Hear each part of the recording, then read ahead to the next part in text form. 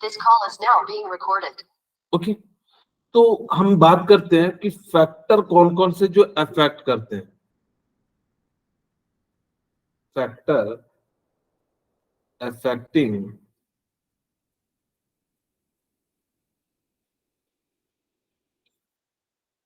ठीक है of ionization energy.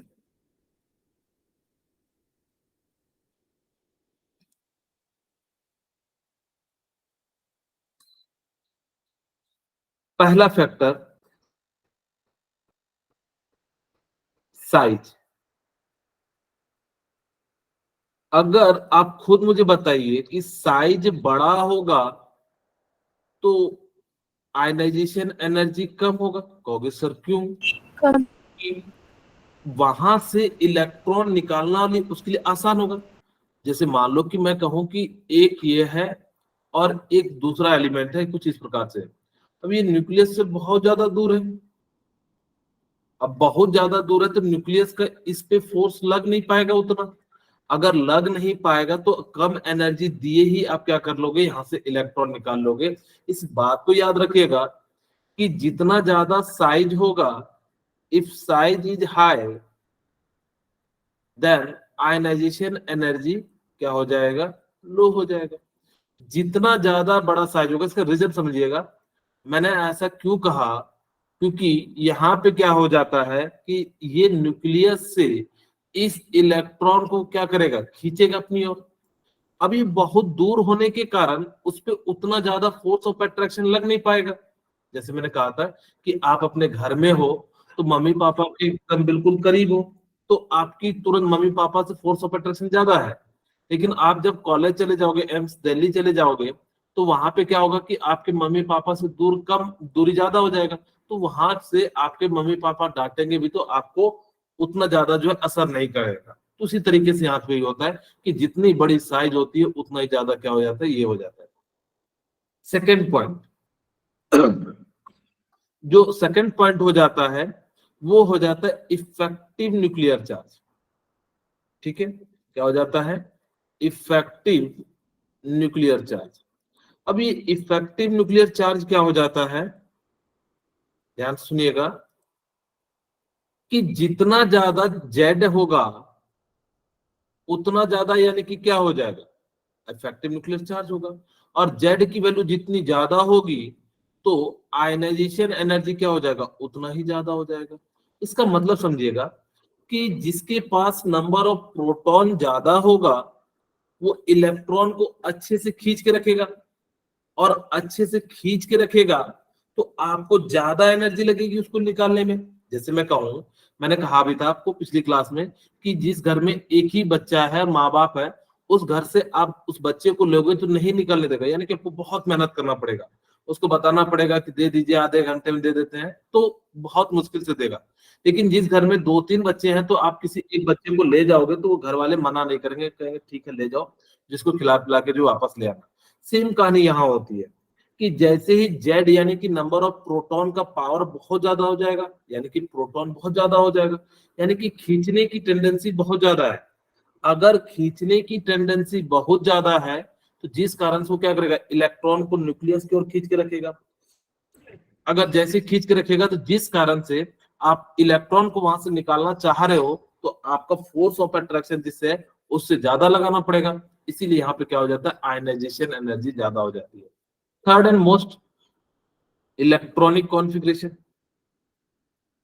ठीक है, ये मोस्ट इंपोर्टेंट डाल लीजिएगा क्योंकि इसी से जब भी क्वेश्चन पूछा जाएगा इसी पॉइंट से पूछा जाएगा। Electronic configuration. अब देखिए इलेक्ट्रॉनिक कॉन्फ़िगरेशन से क्या होता है कि अब मैं कहूं, यहाँ पे ध्यान सुनिएगा, आपके पास दो केस हम ले लेते हैं, एक ले लेते हैं हाफ फिल्ड एंड दूसरा ले लेते हैं फुल फिल्ड। एक ले लेते हैं हाफ फिल्ड एंड दूसरा ले लेते हैं फुल फील्ड। ठीक है, half field and full field की जो स्टेबिलिटी होती है ना वो मोर हो जाती है। मैं यहां लिख भी देता हूं, half field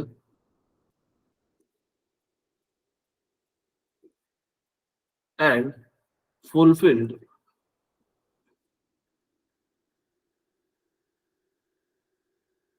have more ionization energy.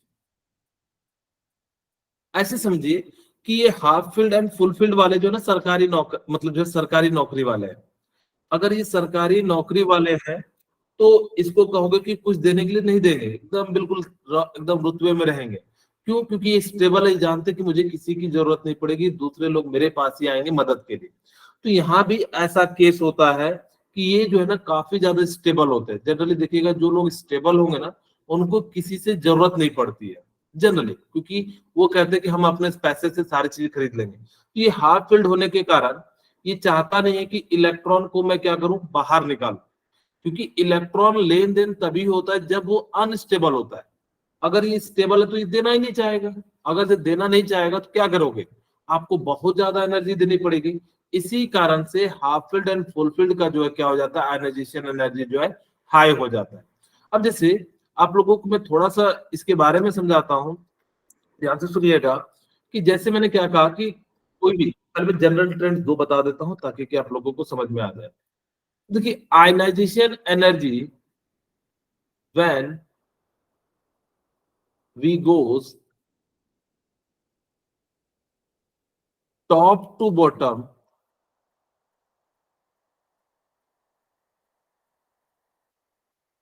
then its ionization energy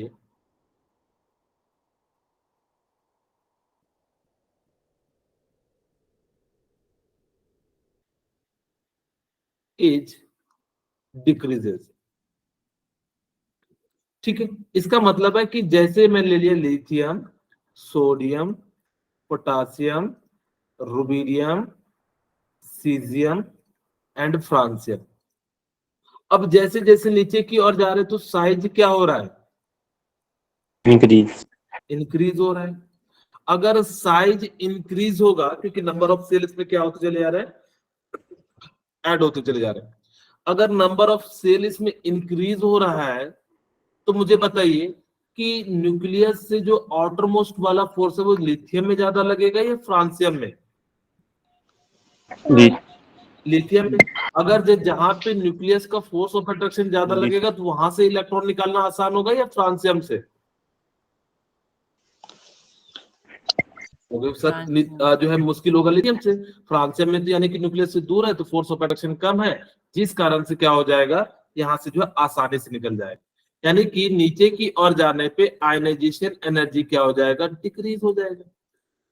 ठीक है, नीचे की ओर जाने पे आपको लॉजिक याद रखना है क्यों डिक्रीज हो रहा है, क्योंकि न्यूक्लियस से जो है आउटर मोस्ट का जो डिस्टेंस है वो बहुत ज्यादा है। अगर बहुत ज्यादा है तो न्यूक्लियस फोर्स ऑफ अट्रैक्शन जो है उस इलेक्ट्रॉन पे लगा नहीं पाएगा, और लगा नहीं पाएगा तो जिस कारण से क्या हो जाएगा कि आयनाइजेशन एनर्जी डिक्रीज हो जाएगा। अब आयनाइजेशन एनर्जी डिक्रीज का मतलब ये समझिएगा कि इलेक्ट्रॉन को निकालने में एनर्जी कम लगेगी या ज्यादा लगेगी। सिंपल सी बात है, कम लगेगी, क्योंकि जितना कम फोर्स ऑफ अट्रैक्शन रहेगा उतना ज्यादा होगा। ऐसे समझ सकते हैं कि मैंने ना दो मित्र है मेरे, जैसे मान लो सपोज करो कि मैंने कहा कि मेरे ए एंड बी मित्र है।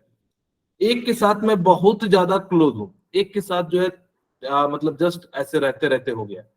अब मुझे बताइए कि अगर मेरे बॉन्ड को तोड़ना चाहते तो किस में ज्यादा एनर्जी लगेगी? ए में ए में, क्योंकि ये क्या है, मेरे बहुत क्लोज है। उसी तरीके से यहाँ पे लिथियम के पास जो है वो बहुत क्लोज इलेक्ट्रॉन है, इस कारण से एनर्जी लगेगी। लेकिन यहाँ पे क्या है कि मेरे दूर में बहुत ज्यादा, तो जिस कारण से क्या हो जाता है, यहाँ पे एनर्जी जो है कम लगती है। तो बस इस बात को याद रखिएगा। जनरली बच्चे उल्टा लिख के आ जाते हैं कि लिथियम में क्या हो जाएगा कि आयनाइजेशन एनर्जी ज्यादा हो जाएगा। नहीं, लिथियम में क्या हो जाता है, लिथियम में आयनाइजेशन ज्यादा हो जाता है, फ्रांसियम में कम हो जाता है। ठीक है, बोलिए क्लियर है? अच्छा, कई जगह ना फ्रांसियम को नहीं लिखा रहेगा क्योंकि ये रेडियो एक्टिव एलिमेंट है।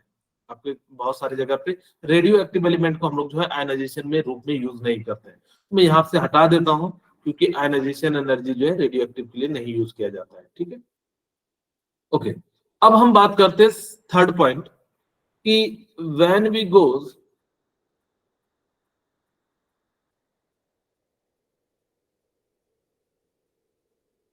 Left to right in the period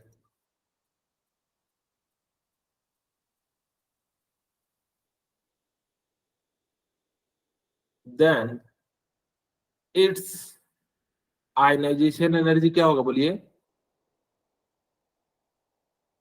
decrease. Increase. increase, very good. क्यों इंक्रीज होगा तो बताना चाहेंगे? सर साइज कम होगा तो फिर मुश्किल हाँ, होगी। Very good. यानी कि इसकी साइज क्या हो जाएगी, इधर साइड जो है साइज छोटी होती चली जाती है।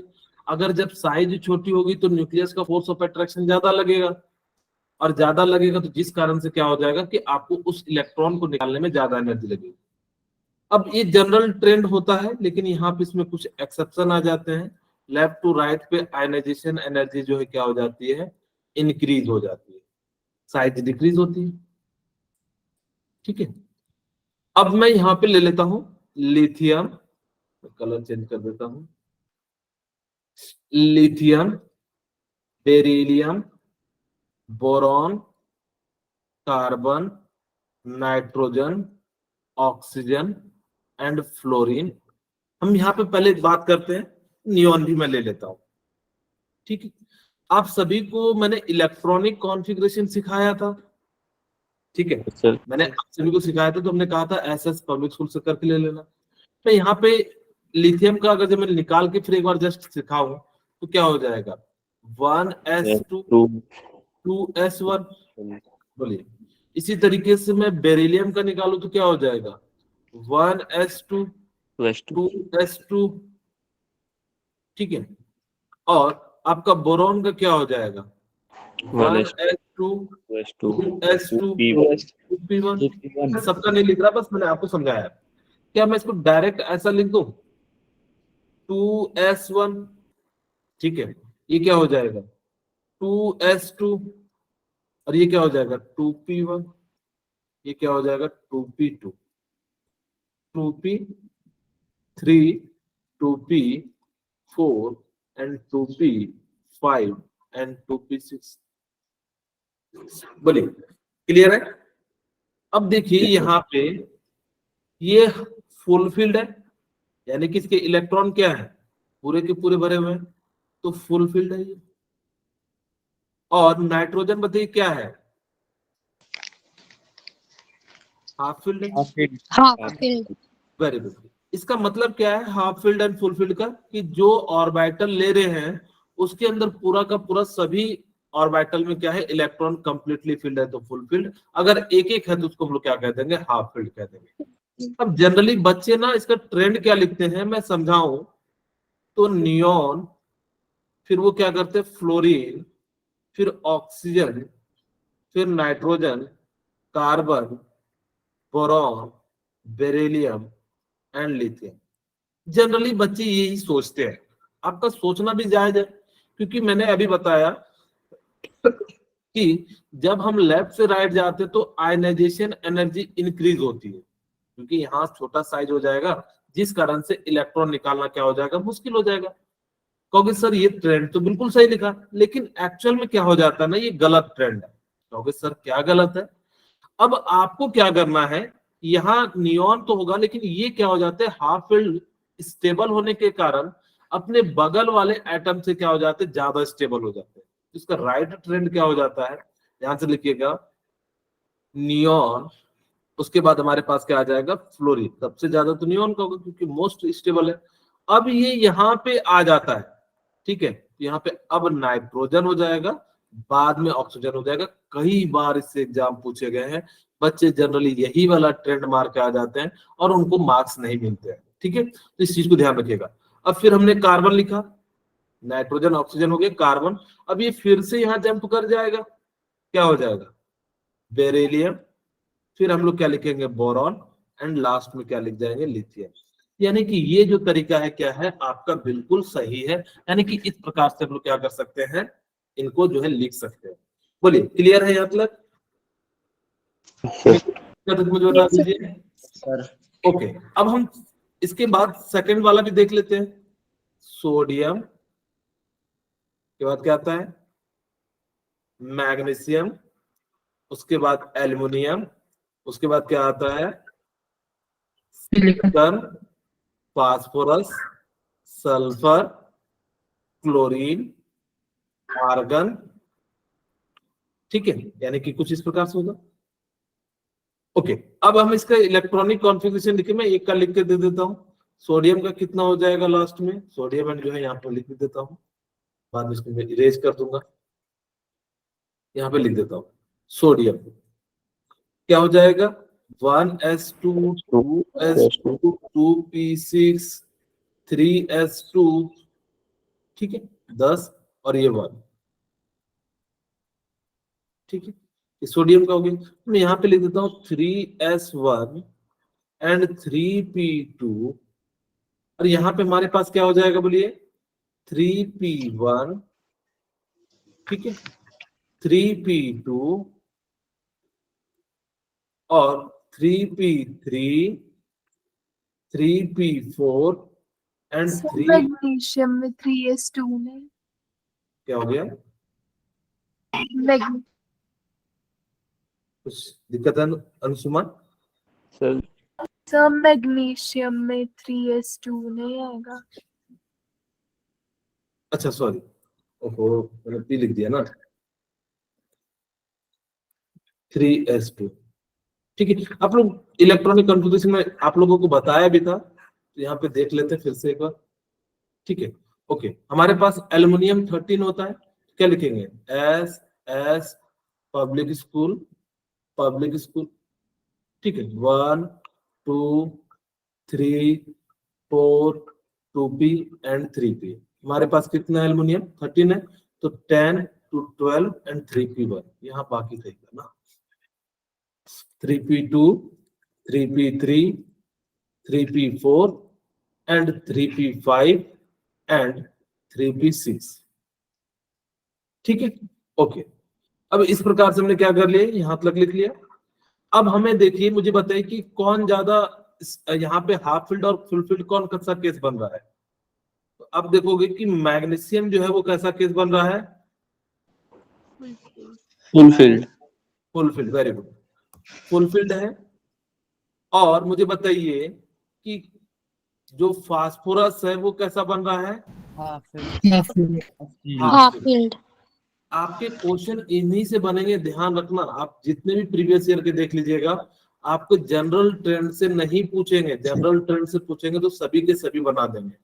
अगर हम लोग ऐसे ट्रेंड के अनुसार से चलते तो इस डायरेक्शन में क्या हो जाता, आर्गन का सबसे ज्यादा हो जाता, फिर क्लोरीन का, फिर सल्फर का, फिर फास्फोरस का, फिर सिलिकॉन का, फिर एल्युमिनियम का, फिर मैग्नीशियम का, एंड लास्ट में क्या हो जाता, सोडियम का। बट ये ट्रेंड क्या है, गलत है। और जो राइट ट्रेंड है वो क्या हो जाएगा, सबसे ज्यादा तो आर्गन का होगा, फिर क्लोरीन का, फिर फास्फोरस का, फिर सल्फर का, फिर सिलिकॉन का, फिर मैग्नीशियम का, फिर एल्युमिनियम का, एंड फिर क्या हो जाएगा, सोडियम का। आपसे पूछा जाता है कई बार कि मैग्नीशियम का आयनाइजेशन एनर्जी ज्यादा होता है एल्युमिनियम के कंपैरिजन में, रीजन बताइए। तो आप सिंपली कहिएगा क्योंकि ये फुलफिल्ड है, जिस कारण से काफी ज्यादा स्टेबल है, और ये काफी ज्यादा स्टेबल है तो यहाँ से इलेक्ट्रॉन निकालना क्या हो जाएगा, मुश्किल हो जाएगा। और मुश्किल हो जाएगा तो जिस कारण से इसकी आयनाइजेशन एनर्जी क्या हो जाती है, ज्यादा हो जाती है। ठीक है, क्लियर है? ओके, अब हम बात करते हैं, देखिए इन्होंने दिया भी है आपको। मैंने कहा कि देखिए जैसे कि हमारे पास क्या है, हम पहला वाला केस ले लेते हैं कि बेरिलियम का ज्यादा होना चाहिए बोरॉन से। देखिए यहाँ पे आपको दिखेगा भी कि बेरिलियम का कितना है, यानी कि आप देखो लिथियम, बेरिलियम, बोरॉन, ठीक है, कार्बन, नाइट्रोजन, ऑक्सीजन, फ्लोरीन। अब यहाँ पे देखिए कि बोरॉन से ज्यादा होगा। वैसे तो अगर इस डायरेक्शन में चलते तो किसका होता है ज्यादा, बोरॉन का। लेकिन देखिए हमने कहा था कि फुलफिल्ड होने के कारण इसकी जो एनर्जी है वो कितनी हो जाती है, 899 हो जाती है। ठीक है, अब इसी कारण से इस प्रकार से बाकी इधर जो है जैसे हम लोग चलते हैं तो क्या हो जाएगा, टॉप टू बॉटम जो है क्या हो जाएगा आपका, डिक्रीज करते चले जाते हैं। तो यहाँ पे देखिए 520 और यहाँ पे कितना हो जाएगा, 374 हो जाएगा। ओके, अब यहाँ पे ध्यान दीजिएगा, आयनाइजेशन ऑफ नन मेटल का हमेशा ज्यादा होगा। आपसे पूछा जा सकता है कि मेटल का आयनाइजेशन एनर्जी ज्यादा होगी या फिर नन मेटल को, तो आप सिंपली कह दीजिएगा कि आयनाइजेशन का जो होता है, यानी कि नन मेटल का आयनाइजेशन एनर्जी वो ज्यादा होता है। आपसे पूछेगा इसका रीजन क्या है, तो आप सिंपली कहिएगा कि नन मेटल के जो साइज होते हैं वो छोटे होते हैं या इफेक्टिव न्यूक्लियर चार्ज ज्यादा होते हैं, जिस कारण से न्यूक्लियस का फोर्स ऑफ अट्रैक्शन ज्यादा लगता है, और ज्यादा लगने के कारण क्या हो जाता है, उसके इलेक्ट्रॉन को निकालने में आपको ज्यादा एनर्जी लगती है। Okay, second point, noble gases have the highest ionization value in any period. कोई भी पीरियड हो, जैसे आपको मैंने बताया था कि पीरियड ऐसा होता है एंड ग्रुप कैसा होता है, ऐसा होता है, ठीक है। आपको मैंने ये भी कहा था कि इसको आप चाहो तो ऐसा लिख सकते हो जी को। तो इस प्रकार से हम लोग क्या करते हैं, यानी कि नीचे की डायरेक्शन में जो चलेगा उसको ग्रुप कहेंगे, और इस डायरेक्शन में जो चलेगा उसको हम लोग क्या कह देंगे, पीरियड कह देंगे। वही कहते हैं नोबेल गैस का जो आयनाइजेशन एनर्जी होता है वो सबसे ज्यादा होता है। इसका रीजन क्या हो जाता है, क्योंकि सबसे ज्यादा स्टेबल होता है, इसी कारण से यहाँ पे क्या हो जाता है, आयनाइजेशन एनर्जी जो है ज्यादा हो जाता है। आपको याद रखना है कि सीजियम जो होते हैं वो, उनकी आयनाइजेशन एनर्जी जो होती है वो बहुत कम होती है, इसी कारण से फोटो इलेक्ट्रिक सेल में हम लोग क्या यूज करते हैं। अब ऐसा एलिमेंट का यूज करोगे जिससे कम एनर्जी देने पे क्या हो जाए, इलेक्ट्रॉन रिलीज हो जाए। अब ऐसा मत कीजिएगा कि अब बहुत ज्यादा एनर्जी देने पे जो है क्या हो, इलेक्ट्रॉन रिलीज हो। ऐसा कीजिएगा तो फिर आपको क्या करना पड़ेगा, ज्यादा एनर्जी देना पड़ेगा, तो फिर आपके लिए वो बेनिफिशियल नहीं हो जाएगा। एक बात को याद रखना, इस बार क्वेश्चन भी पूछा गया, helium has the highest ionization energy. अगर पूरे पीरियोडिक टेबल में मैं बात करूं तो जो सबसे ज्यादा आयनाइजेशन एनर्जी होता है वो किसका हो जाता है, हीलियम का। साइज भी छोटा, मोस्ट इलेक्ट्रोनेगेटिव, मोस्ट जो है क्या हो जाता है, स्टेबल हो जाता है। इस कारण से यहाँ पे क्या हो जाता है, इसकी आयनाइजेशन एनर्जी जो होती है क्या हो जाती है, ज्यादा हो जाती है। अब देखिए, जैसे आपसे क्वेश्चन दिया हुआ है, जैसे मैंने अभी समझाया वैसे ही क्वेश्चन है, ये जेई मेंस का होगा। अब देखिए, सोडियम है, एल्यूमिनियम है, मैग्नीशियम है, एल्यूमिनियम है एंड सिलिकॉन है, ठीक है। अगर मैं इसका इलेक्ट्रॉनिक कॉन्फ़िगरेशन लिखूं तो हमारे पास क्या हो जाएगा, किसी एक का ले लेते हैं, मैग्नीशियम 12 का, S S public school and public, ठीक है। क्या हो जाएगा, 1, यहाँ पे 3, यहाँ पे 10 हो गया, 1 यानी कि कितना हो जाएगा, 3s1, एंड यहाँ पे कितना हो जाएगा मैग्नीशियम का, 3p2, 10 2 12, ठीक है।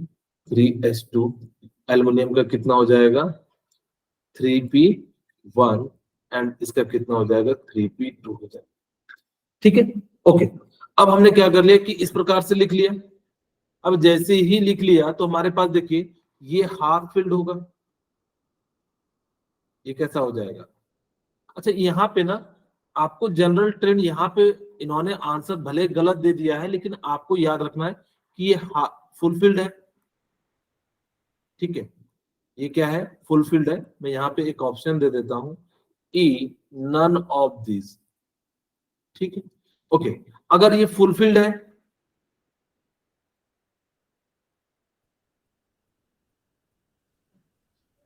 तो यहाँ पे क्या है, फुलफिल्ड है।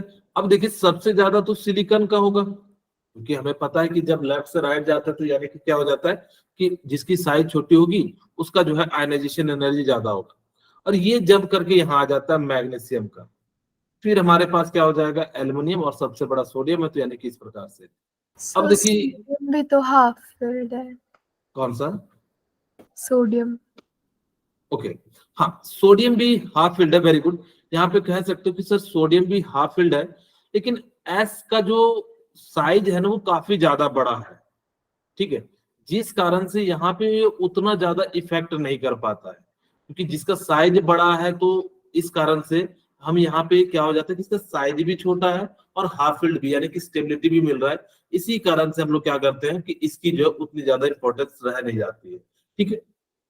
ओके, तो यहाँ पे सबसे ज्यादा सिलिकॉन का होगा, फिर मैग्नीशियम का होगा, फिर एल्यूमिनियम का होगा, फिर सोडियम का होगा, ठीक है। तो इस प्रकार से हम लोग क्या कर सकते हैं, यहाँ पे लिख सकते हैं। अब देखिए हमारे पास इसका राइट ऑप्शन क्या हो जाएगा, यहाँ पे नन ऑफ दीज हो जाएगा, यानी कि NOT। इसको हम लोग शॉर्ट में क्या कहते हैं, जो है नन ऑफ दीज को शॉर्ट में NOT भी कहा जाता है, ठीक है।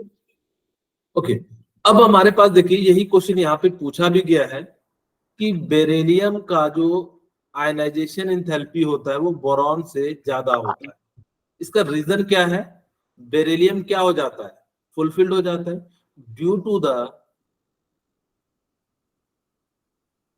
फुलफिल्ड ऑर्बिटल, ठीक है। यहाँ पे फुलफिल्ड ऑर्बिटल होने के कारण ये क्या हो जाता है कि आपका जो है बेरिलियम का आयनाइजेशन एनर्जी क्या हो जाता है, ज्यादा हो जाता है। फुलफिल्ड होने से क्या हो जाता है, उसको एक्स्ट्रा स्टेबिलिटी मिलती है, और एक्स्ट्रा स्टेबिलिटी मिलने के कारण क्या हो जाता है, उसकी आयनाइजेशन एनर्जी क्या हो जाती है, ज्यादा हो जाती है। वही कह रहा है oxygen has lower ionization energy than nitrogen and fluorine. अब जैसे देखिए आप लोग चेक कर सकते हैं, lithium, beryllium, boron, carbon, nitrogen, oxygen, fluorine.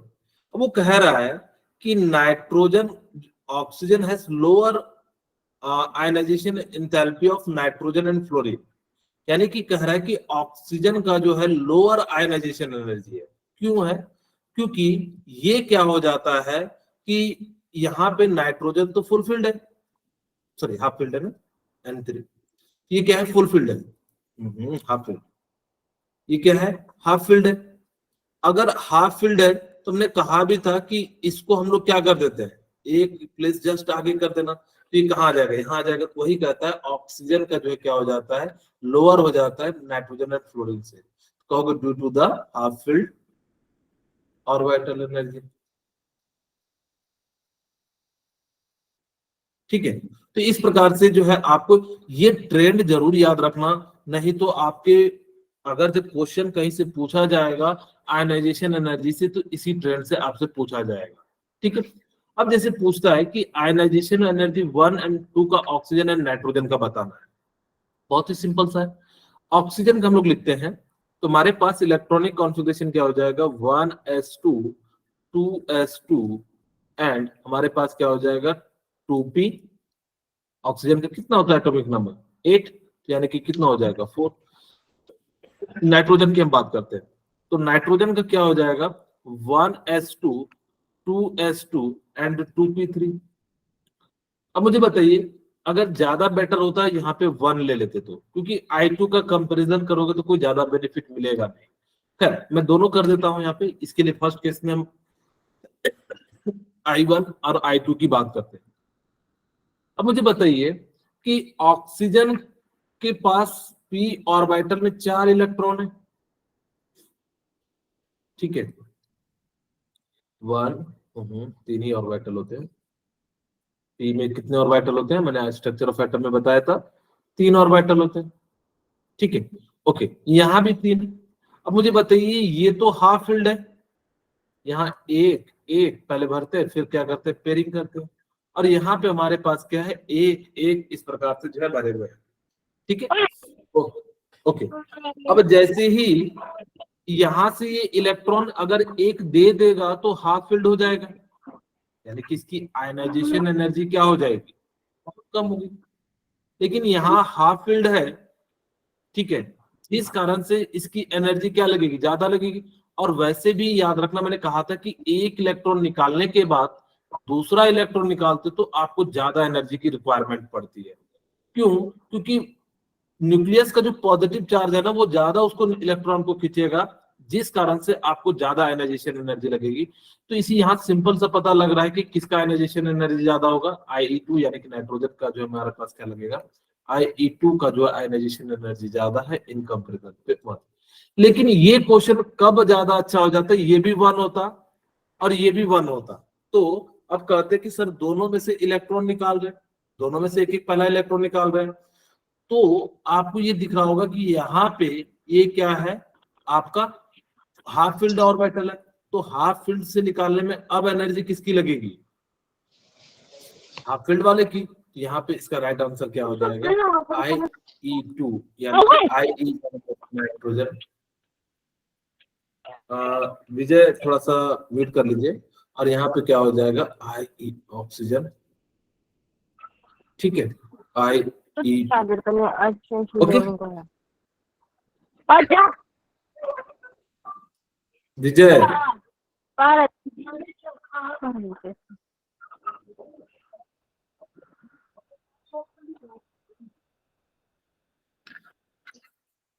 ठीक है, ओके। तो हमारे पास यहाँ पे क्या हो जाएगा कि इस प्रकार से हम लोग जो है आयनाइजेशन एनर्जी कंपैरिजन कर सकते हैं।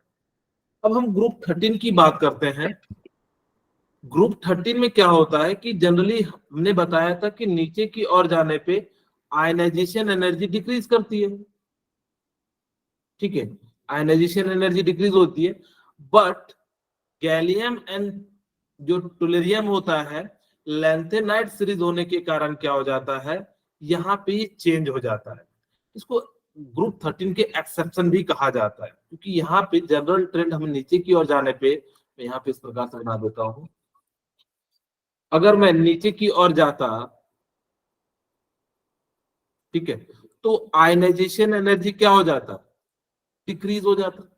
अगर आयनाइजेशन एनर्जी डिक्रीज हो जाएगा तो जिस कारण से यहाँ पे क्या हो जाएगा कि इसका ट्रेंड नीचे की ओर, लेकिन यहाँ पे ये गैलियम एंड टुलेरियम जो होता है ये ट्रांजिशन एलिमेंट होता है, यहाँ पे ना सिल्डिंग इफेक्ट लगता है। तो सिल्डिंग इफेक्ट क्या है पहले मैं ये समझाता हूँ। जैसे मान लीजिए कि ये न्यूक्लियस है, ठीक है, और इस न्यूक्लियस के पास मैंने ना ये मान लिया कि कुछ इस प्रकार से इलेक्ट्रॉन है, ठीक है। अब ये देखिए बहुत सारे इलेक्ट्रॉन होंगे, मैं एक एग्जांपल से आपको समझाने का प्रयास करता हूँ।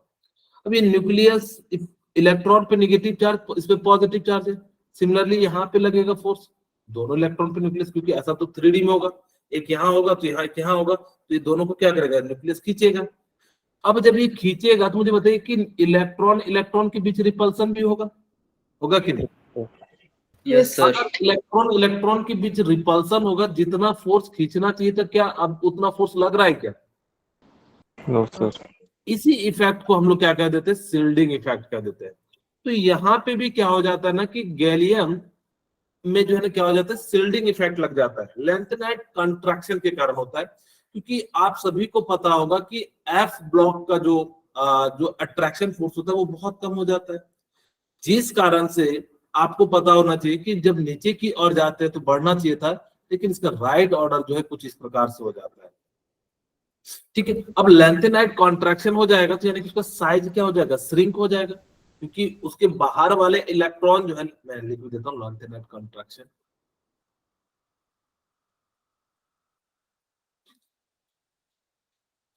ठीक है। तो जिस कारण से आप इस ट्रेंड को याद भी रख सकते हैं। जनरली मैं बता रहा हूं पीरियोडिक टेबल से जब भी आएंगे इन्हीं दो में से एक्सेप्शन से आएंगे आपको क्वेश्चन।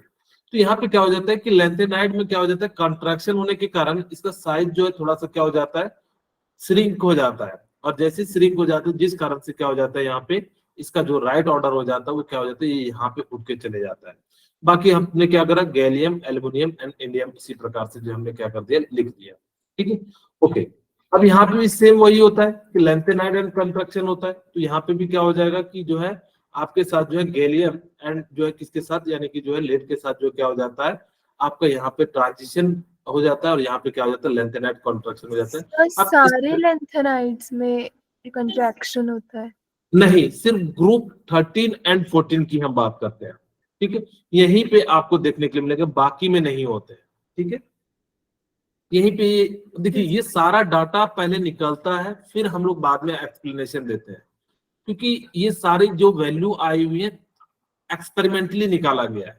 ये हमारे जो है हम लोग बाद में इसको एक्सप्लेन करते हैं कि ऐसा हुआ होगा, इस कारण से यहाँ पे जो है ये दिया है, लेकिन जो एग्जैक्ट डाटा आप उसको आपको क्या करना पड़ेगा, एक्सेप्ट करना पड़ेगा, ठीक है, ओके। अब हम बात करते हैं metallic and non metallic character. आप सभी को पता होगा कि जब आप लोग मुझे बताइए, when we goes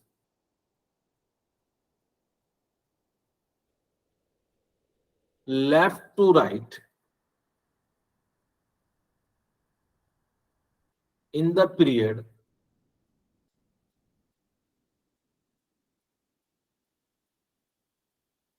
then its metallic character बताइए क्या होगा, डिक्रीज। डिक्रीज होगा। बहुत सी कॉमन सी बात है कि इधर साइड मेटल है, इधर साइड नॉन मेटल है,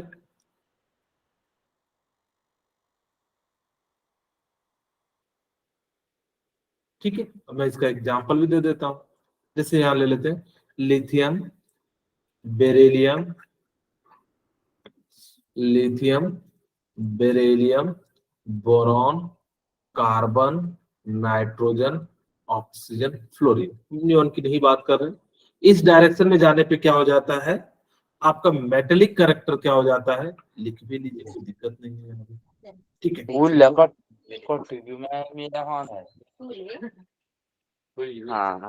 क्या पीयूष कुछ पूछना चाह रहे हैं? No sir. ओके ठीक है, तो यहाँ पे क्या हो जाता है कि मेटेलिक कैरेक्टर जो है क्या हो जाता है कि डिक्रीज हो जाता है।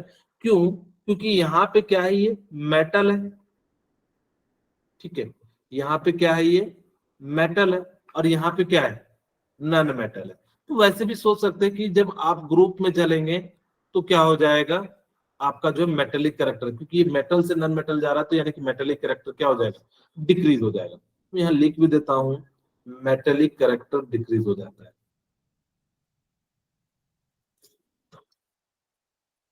ठीक है। अब आप सोच रहे होंगे कि सर मेटेलिक कैरेक्टर किसे कहेंगे, आप लोगों के मन में आ रहा होगा कि सर हाँ ठीक है, ये तो समझ में आ गया कि मेटल है नॉन मेटल है, लेकिन हम क्या चीज देखें जिसको कहेंगे कि उसके अंदर जो है मेटेलिक कैरेक्टर ज्यादा है। तो आप सिंपली देखना कि जो जितना जल्दी इलेक्ट्रॉन को लूज कर देगा वो उतना जल्दी उतना अच्छा मेटल होगा, या उसमें इतनी अच्छी मेटेलिक कैरेक्टर होगी। और जो जितना बहुत ही लेट से जो है लूज करेगा तो वो क्या हो जाएगा, आपका नॉन मेटल होगा, यानी कि जो बहुत ही मुश्किल से लूज करता है उसको हम लोग क्या कह देते हैं, नॉन मेटेलिक कैरेक्टर कह देते हैं, ठीक है। ओके, अगर हम बात करें कि अगर जब हम लोग कब चल रहे हैं, जब ग्रुप में चल रहे हैं, when we goes top to bottom, bottom in the group, then it's metallic character, बोले क्या हो जाएगा, increase. Very good, metallic character जो है क्या हो जाता है, इंक्रीज हो जाता है, ठीक है।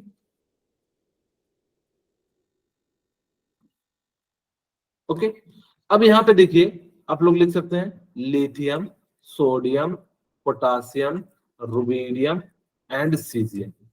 अब जैसे यहां से हमारे पास क्या हो गया कि नीचे की ओर जाने पे क्या हो जाता है, मेटेलिक कैरेक्टर जो है इंक्रीज हो जाता है। क्यों इंक्रीज हो जाता है? क्योंकि ये अच्छे टेंडेंसी रखते हैं इलेक्ट्रॉन को लूज करने के लिए, जो जितना ज्यादा अच्छे से लूज करेगा उतना ज्यादा मेटेलिक कैरेक्टर। अच्छा, एग्जामिनर ना इस बात को ध्यान रखना, वो टॉप टू बॉटम कह रहा है या bottom to top, left to right कह रहा है या राइट टू लेफ्ट कह रहा है, यानी कि इन चीजों पे थोड़ा सा ध्यान दीजिएगा। वो कभी कंफ्यूज करने के लिए आपको इस टाइप से भी घुमा फिरा के जो है पूछ लेगा। अब जैसे लेफ्ट टू राइट ना देखो, क्या कह देगा, राइट टू लेफ्ट जाने पे मेटेलिक कैरेक्टर क्या होगा, तो आप कहिएगा इंक्रीज होता है। क्यों? क्योंकि अब हम लोग क्या कर रहे हैं, नॉन मेटल से किधर की ओर जा रहे हैं, मेटल की ओर जा रहे हैं। तो ये सारी चीजें, ओके। अब हम आज की क्लास में बात करते हैं second part, electron gain enthalpy. क्या होता है इलेक्ट्रॉन गेन एंथैल्पी? बेसिकली अगर मैं इलेक्ट्रॉन गेन एंथैल्पी की बात करूं कि जब कोई भी इलेक्ट्रॉन को ऐड करने के बाद जो एनर्जी रिलीज होती है, ठीक है, उसी को हम लोग क्या कह देते हैं, इलेक्ट्रॉन गेन एंथैल्पी कह देते हैं, ठीक है। वही कहता है enthalpy change when electron is added to neutral gases atom to convert into gaseous ion is known as, या the amount of energy required to या the amount of energy given to the substance to convert, one minute, ठीक है, हाँ, okay. Enthalpy क्या हो जाता है, change when an electron is added to neutral atom, the amount of energy released or gained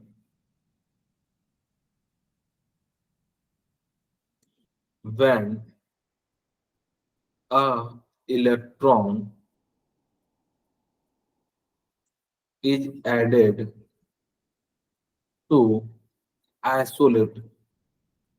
isolated atom।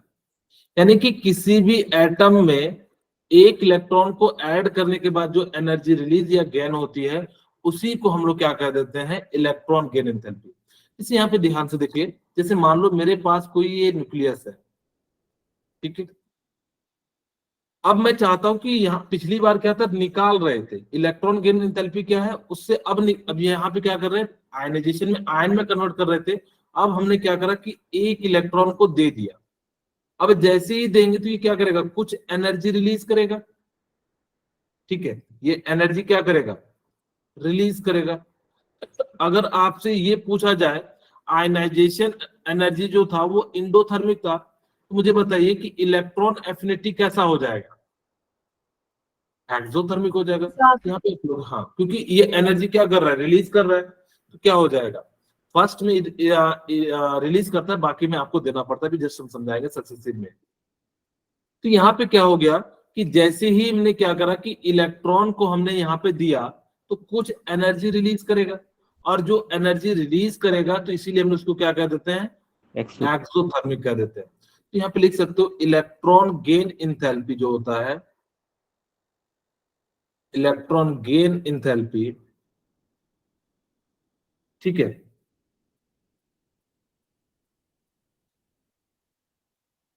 वो कैसा हो जाता है, एक्सोथर्मिक होता है। ध्यान रखना, पूछा जाता है कई बार, ये कैसा हो जाएगा, एक्सोथर्मिक।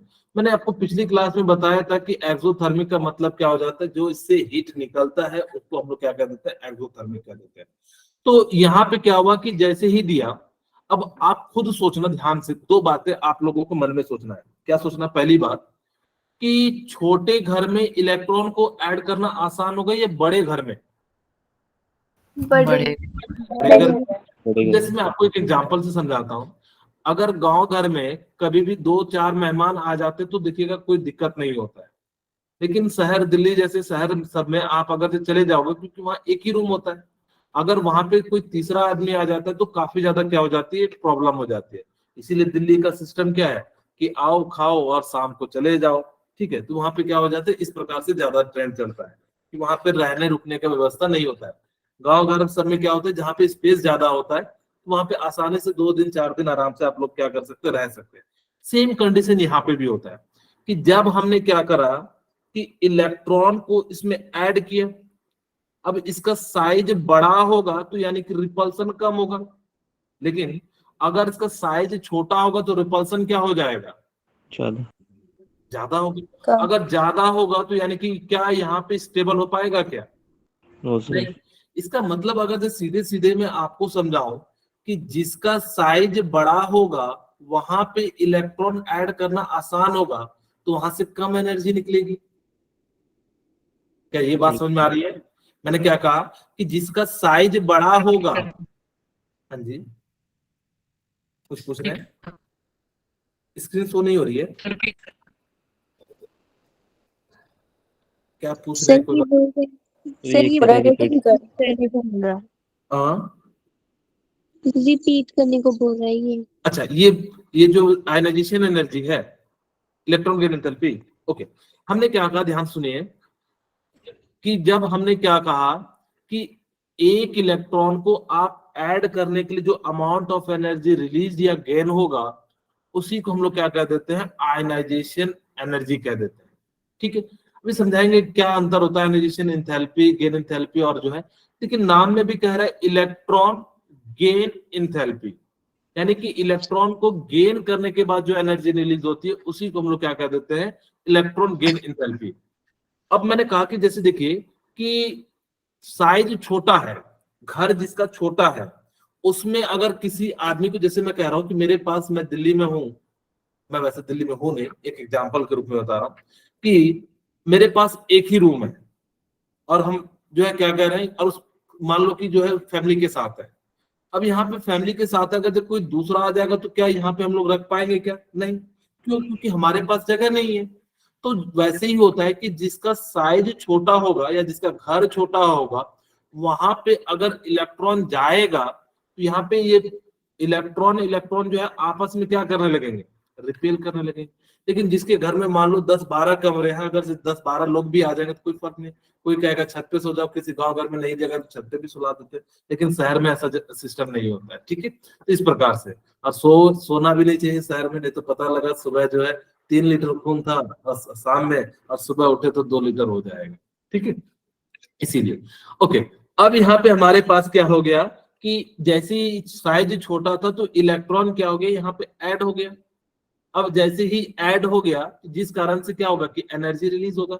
जितना छोटा साइज होगा उतना ज्यादा आयनाइजेशन एनर्जी रिलीज होगा, और जितना ज्यादा बड़ा साइज होगा उतना कम आयनाइजेशन एनर्जी रिलीज होगा।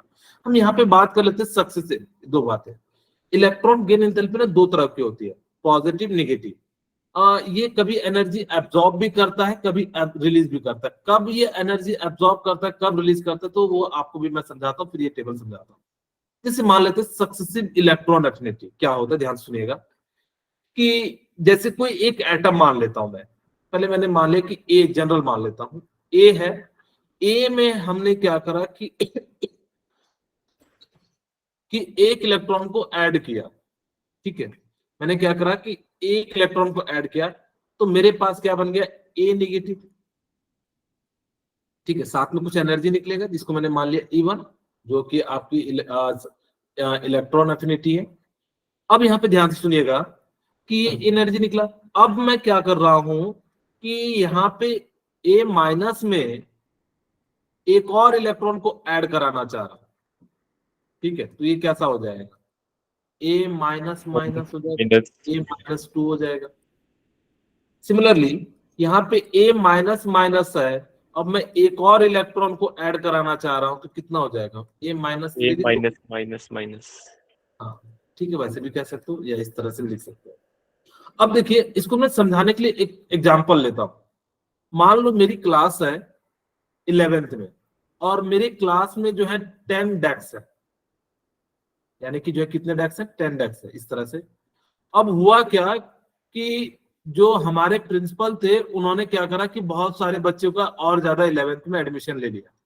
अब मेरी क्लास में जगह नहीं है, मेरी क्लास में एक बेंच पे जो है 10 बच्चे बैठते हैं, तो मेरे पास 10 या 20 बेंच है, तो मैंने कहा कि 40 बच्चे जो है आ गए।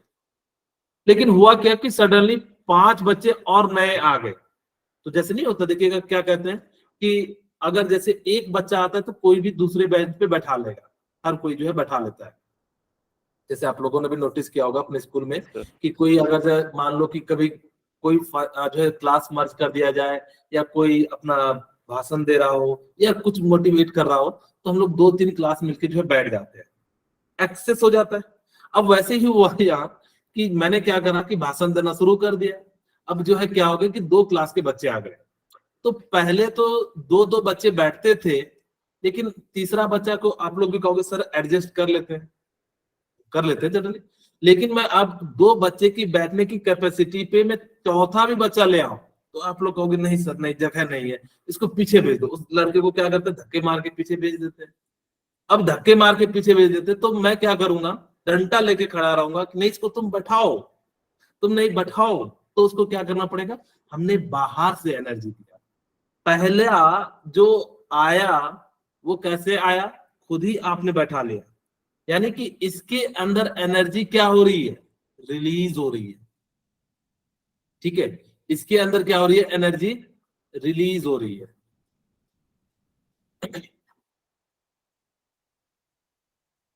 लेकिन बाकी में हमें क्या करना पड़ रहा है, आपको देना पड़ रहा है, ठीक है। कि ये बात आपको समझ में आ गई सर कैसे सर? कि कब एनर्जी रिलीज होगा, कब एनर्जी देना पड़ेगा।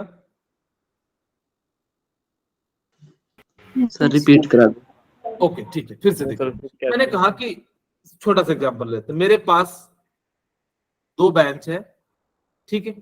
एक बेंच पे 2 बच्चे बैठ सकते हैं, 2 चिल्ड्रन, यहाँ भी 2 चिल्ड्रन बैठ सकते हैं।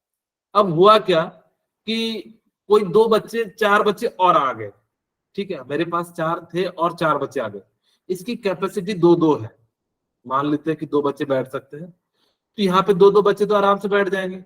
लेकिन अब क्या हुआ कि तीसरा बच्चा है, तो आप लोग कहोगे सर 2 बच्चे हैं, 2 की जगह पे 3 तो बैठ ही सकते, तो बैठा लिया आपने। लेकिन अब जो है चौथा भी आ गया, तो 4 हमने जो है लेके आए थे। अब देखिए,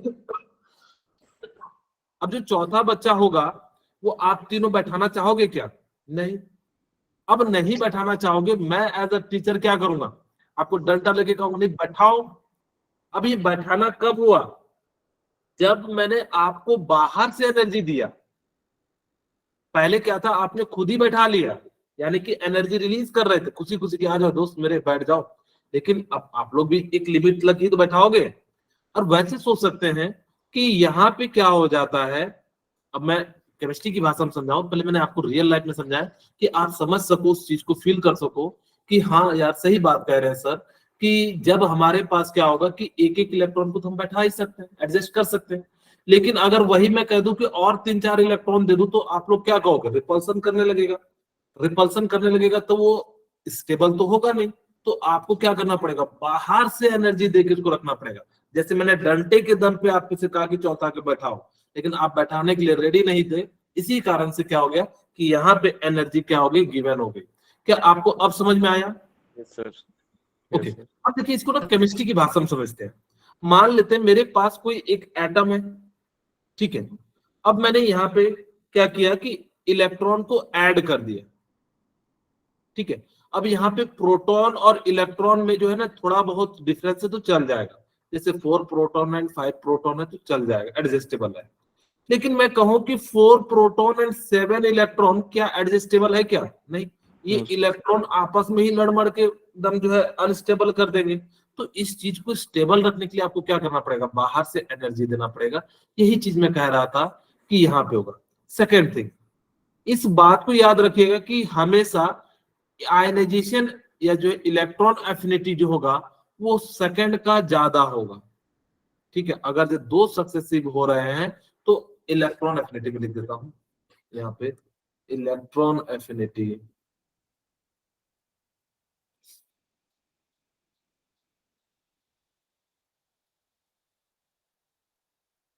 of E2 is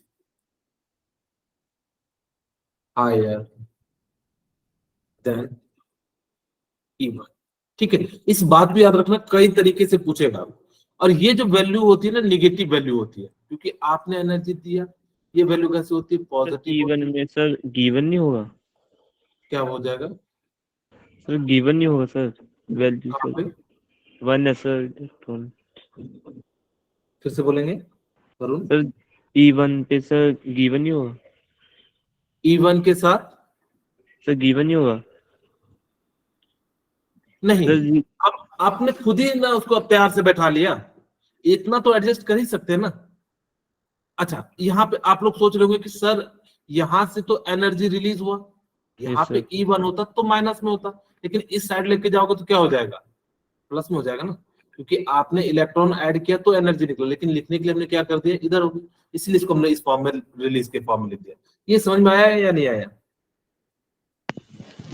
yes sir. जैसे मैं एक बार फिर से समझाता हूं, मैंने कहा कि एक के पास मैंने इलेक्ट्रॉन को ऐड किया तो एनर्जी रिलीज करेगा, और मैंने कहा कि A माइनस बन जाएगा। तो इसी चीज को मैं निगेटिव के टर्म में हम लोग जनरली लिखते नहीं है, तो हम लोग उसको क्या कर देते हैं, E1 यहाँ पे लिख देते हैं, ठीक है। तो वही चीज हमने भी यहाँ पे किया।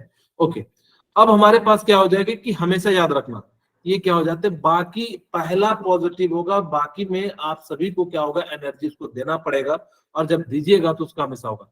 अगर आपसे एग्जामिनर ये पूछ ले कि मुझे बताओ कि E1 और E2 में किसकी एनर्जी बड़ी होगी, तो हमेशा याद रखना E2 की एनर्जी बड़ी होगी निगेटिव के टर्म में, मैग्नीट्यूड में, लेकिन उसकी वैल्यू कैसे हो जाएगी, निगेटिव हो जाएगी। बोलिए कितनी से क्लियर है? अब मेरे ख्याल से आज फैक्टर तो हो नहीं पाएगा, ठीक है। मैं एक क्वेश्चन दे देता हूं, हमारे पास 1 मिनट है। अगर मैं पूछूं कि E1 सॉरी E2 को मैंने E1 से माइनस किया तो वैल्यू हमेशा क्या आएगी, पॉजिटिव, नेगेटिव, या जीरो, या none of this? Positive. E2 में से Positive. माइनस किया E1 को, तो फिर क्या आंसर आएगा, नेगेटिव। Positive. हमेशा नेगेटिव आएगा, नेगेटिव ठीक है। आएगा, अब जैसे क्योंकि चाहो तो बड़ी देख जगह सकते पे। हो, यहाँ पे क्या हो जाएगा कि E2 की वैल्यू क्या है, निगेटिव है, यानी कि क्या हो जाएगा, निगेटिव। ज्यादा वैल्यू होती तो हमेशा क्या हो जाता है, वैल्यू नेगेटिव वैल्यू आ जाता है। ये जेई एडवांस का क्वेश्चन पूछा होता है, बड़े से लैंग्वेज के फॉर्म में पूछा था, इस टाइप से जो है। खैर कोई नहीं, आज की क्लास हम यहीं पे रखते हैं, फिर मिलते हैं नेक्स्ट टाइम, ठीक है। तब तक के लिए आप पढ़ते लिखते रहिए। एक बार थोड़ा सा बच गया है, इलेक्ट्रॉन एफिनिटी का थोड़ा सा फैक्टिंग बचा है, इलेक्ट्रोनेगेटिव और 2-3 जनरल ट्रेंड। अच्छा, यहाँ पे मैं एक बात बता दूं, 2 मिनट आप लोग रुक जाइएगा, एम्फोटेरिक प्रॉपर्टीज में बता देता हूँ, छोटा सा है, 1 मिनट नहीं लगेगा, ठीक है। एम्फोटेरिक प्रॉपर्टीज क्या होते हैं, जो जो एसिड के साथ भी रिएक्शन करे और जो बेस के साथ भी रिएक्शन करे, या जो एसिड का भी कैरेक्टर शो करे जो बेस का भी कैरेक्टर शो करे, उसको हम लोग क्या कह देते हैं, एम्फोटेरिक जो है कंपाउंड कर देते हैं। आप लोग याद रखना, बेटा अली जरा सुना पबजी वाला, ठीक है, सॉन्ग। यहां से क्या हो जाता है, बी से बेरिलियम। एम्फोटेरिक पूछा जाए तो आप बताना कि वो सब्सटेंस होते हैं जो दोनों नेचर को शो करते हैं, एल्यूमिनियम, जरा से यहां से जिंक ले लेते हैं, यहां से SN3 ले लेते हैं, पीवी से लेड ले लेते हैं, ठीक है, सॉन्ग से SN ले लेते हैं, ठीक है। तो आप ये याद रखना कि ये सभी के सभी क्या है, एम्फोटेरिक है, जो एसिड के साथ भी रिएक्शन करेंगे एंड बेस के साथ भी रिएक्शन करेंगे, उसको हम लोग क्या कह देते हैं, एम्फोटेरिक कह देते हैं। क्लियर है, ठीक है। ओके, आज की क्लास यही पे रखते हैं सर जी, बोलिए। Thank you sir, good night sir.